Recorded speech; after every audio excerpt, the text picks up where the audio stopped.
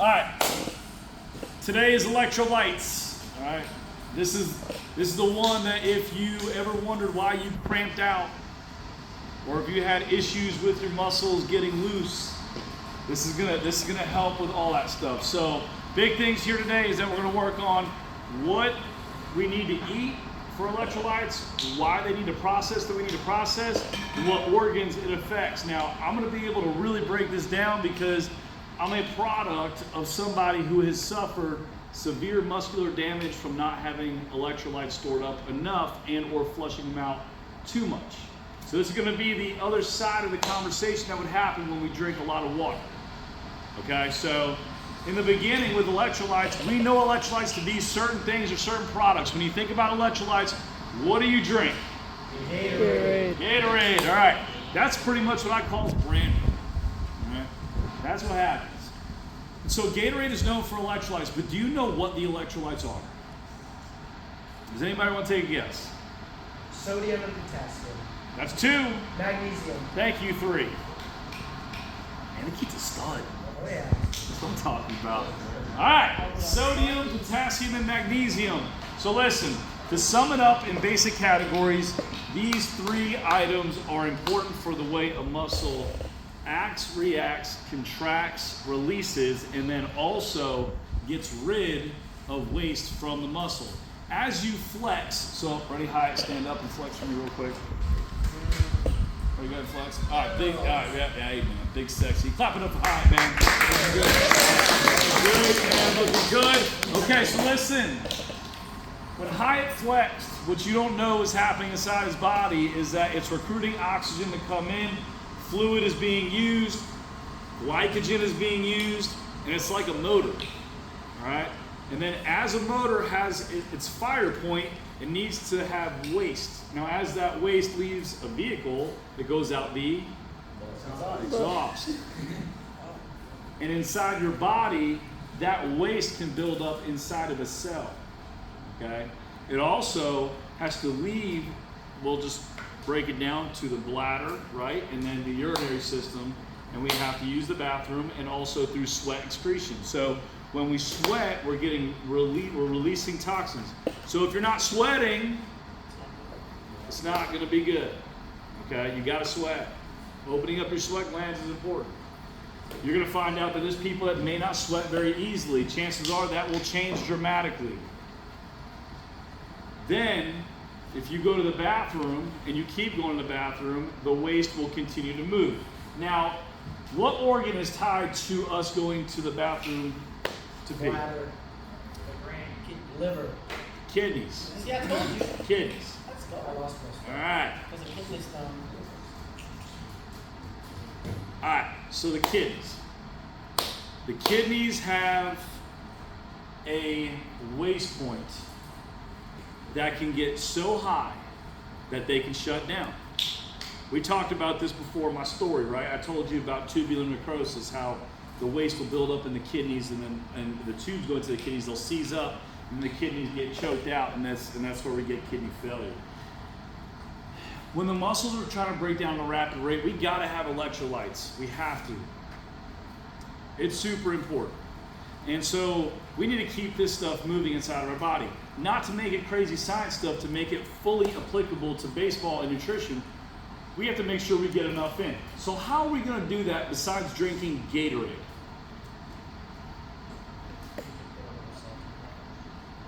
Salt in your water could be one thing if you're looking for a quick fix. So your body retains nutrients in mainly 2 organs. What is that? Ready? Your liver, and then your kidneys, again. So, if something metabolizes and your body's utilizing things, the liver being the primary component for that, as your body needs nutrients, your liver will then release it.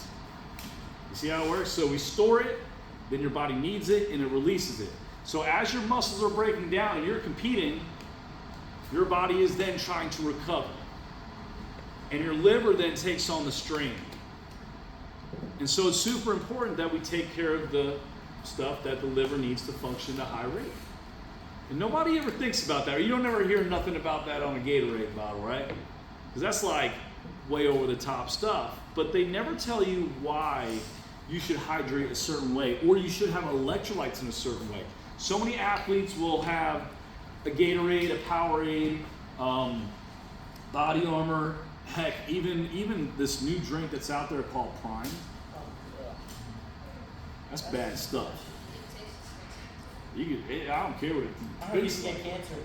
Listen, Prime is nasty, nasty, nasty. You guys should not be drinking that. And I know there's a lot of athletes that at first, when I saw it first, there was some few guys that were coming in the gym. They're like, Coach, have you seen this new Prime drink? It's so good, man. And I'm like, no, I've never heard it. Like, it's got electrolytes in there and everything else. Well, I thought it was a typical sports drink. And then one day I went to the grocery store, I flipped over the label, and I was like, this is not good. This stuff right here is not good for performance. What it is loaded up with caffeine. And it sells by using a ton of electrolytes in there, but that's not what stores. Do you know how long it can take your liver to store enough electrolytes to perform over a few days of baseball or 1 or 2 games? 12 hours. 72 hours. They can take up to 3 days for your body to actually absorb enough electrolytes to uphold what you need in performance. Which means, how many of you guys have been told, like on a Friday night, you need to carb up? Or how many of you heard, right? This is all the old stuff that we were taught when we were kids. My parents taught me that. My old coaches taught me that. And that was so off. Okay? That was not what got us through performance. But what you ate up to 3 days prior to that event was super important. That's how much time it takes for your body to absorb the electrolytes and then reproduce it back out. Now, sodium can happen immediately. Sodium salt is almost immediately available for your body to utilize and scavenge as an electrolyte. But potassium and magnesium are not. So you should be consuming them up to 3 days, as much as you can, prior to. So now, what food items did we list before that may or may not have potassium and magnesium? Let's talk about those two. Sodium's easy, right? Bananas, right? So bananas, that's one.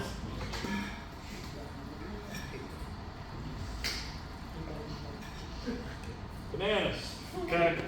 And bananas are known for potassium, but there's other fruits out there that are higher in potassium. But there's also some other items that are really high in potassium. Now I'm just going to give you a few examples because I don't want you to focus on a whole bunch of stuff that's not going to work for you. And then I'm going to give you a few snack ideas too that's going to work really well. But I'm going to give you a general category that will help overall.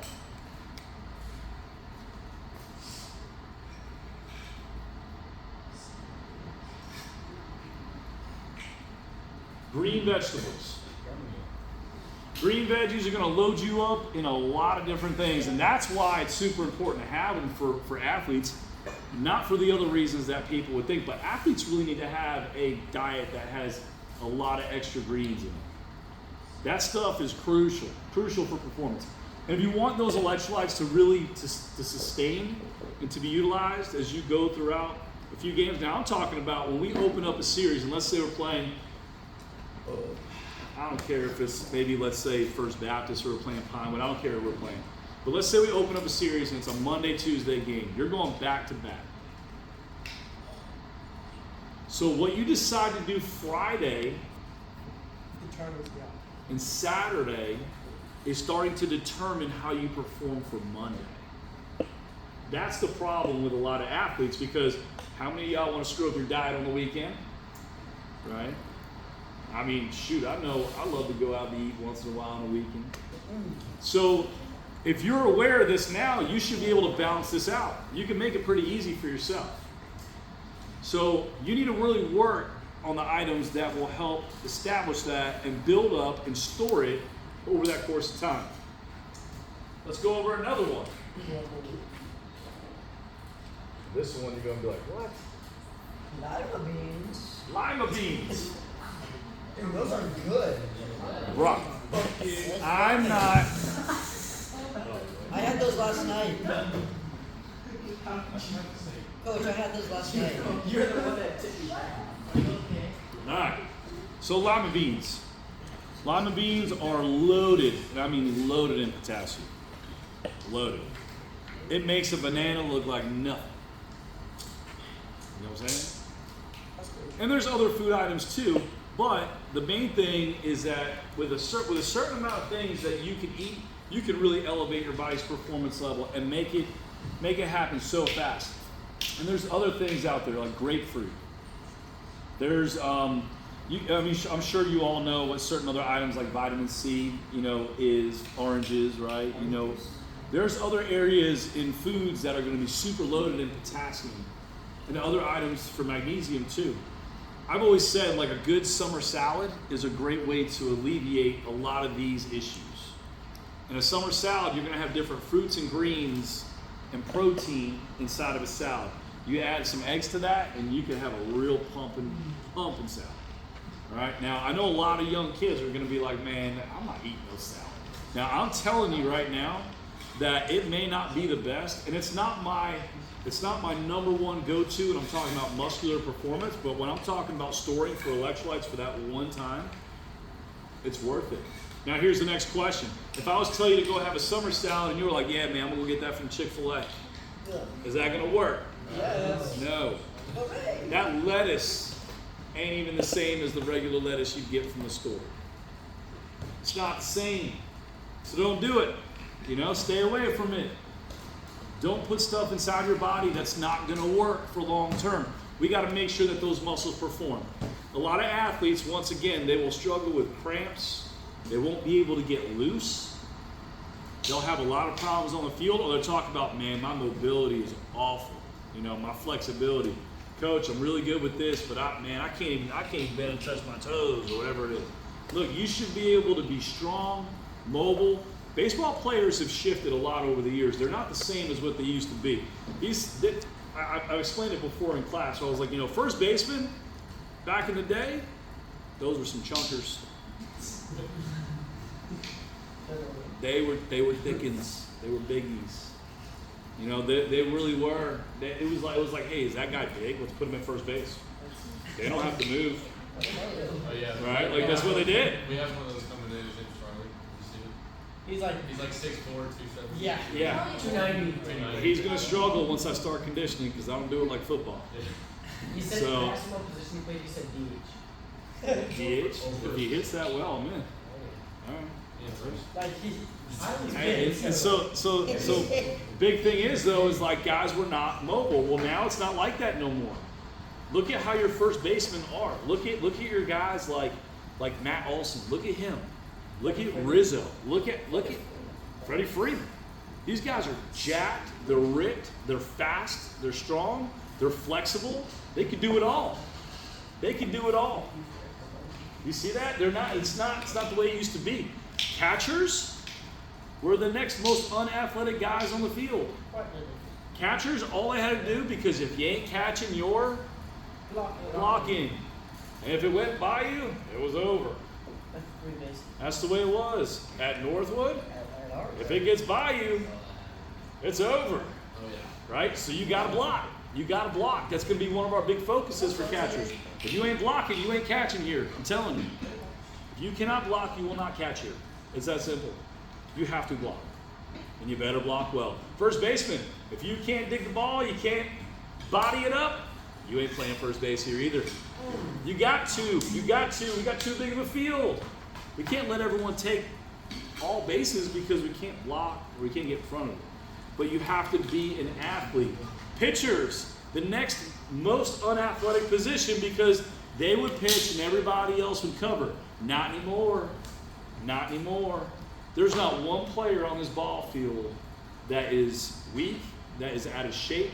Every last player on the baseball field is now an athlete. They're all super athletes. That's why we got to take this approach. We got to teach you about these things because we need you to be athletic. You have to be. It's a big part of the growth factor.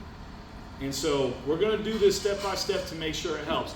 Now, obviously, I'm mentioning green veggies, talking about bananas a little bit, talking about some different fruits, some other fruits, different items. Now, when you're out and about, this is the last thing I was going to talk about today. When you're out and about, I want you to go ahead and just take note of these two things. I love pickles. I love pickles. What is that? Beef stew? Beef jerky. Okay, so look, pay attention.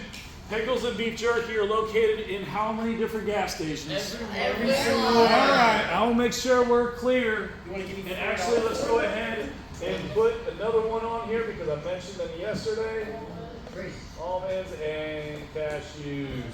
They're everywhere. These are loaded also in electrolytes. Yes, they are. Yep. So you guys can even, I don't even want to hear an excuse. You got a gas station. How close? Right there. Look, you can get anything you need. Anything you need to perform is within 2 seconds away. If you show up to the field and you say, Coach, I've not had I'm cramping. I cannot stand an athlete, a baseball player that cramps. I cannot stand it. There's not, you better not be cramping. I'm telling you. Not only am I nutritionally giving you the guidance, I'm giving you the water guidance, and I'm telling you how to do it, and I'm making it so accessible it's in your back pocket. You need to make sure you do it. And how many days in advance? 3. Thank you. 3 days. 3 days. Okay. Any questions? That's it. What other quick snacks could you eat? Like if you're on the go. So there's before like a game. So before a game, honestly, I would use any. So like, I put in the email. How many of you guys see the email? I saw it and read it. I mentioned about apples and peanut butter, bananas, peanut butter. That's so fun. I mentioned so many different things like that. Listen, you could use any one of those pregame snack or loaded and perfect. I have a question. No. Yeah, ranch is terrible. That is not even close. Is like any sauce good for you? No. No. Most are not going to be. Ketchup's the best. Hey, but what inside ketchup? High fructose corn syrup. High fructose corn syrup. If it says it, you're out. You're done. Say like if it doesn't have it, is it not bad for you? It's just not as, it's not good to eat. But if you listen, you can have anything in a small moderation and it not hurt you. But the second you start dipping like crazy, you know what? Like people will load up. For example, like you'll see guys come out of a concession stand and they'll get like a burger, hot dog, French fries, and rather than just taking a little bit and just like dipping a little bit at a time, they're like, hey man, it's so sick. Like it's sick. It's so bad for you. You're adding up. You're just tasting ketchup. It's not even working. Is drinking pickle juice of any benefit? It is. Yes. It is. Pickle juice does work for immediate release. However, it should never get to that point for a baseball. You see what I'm saying? It should never get there. So look, we got a lot of stuff that we're going to have to do coming up soon. Is there any other questions pertaining to electrolytes? No? We're good? We're good? We're good? I cut it.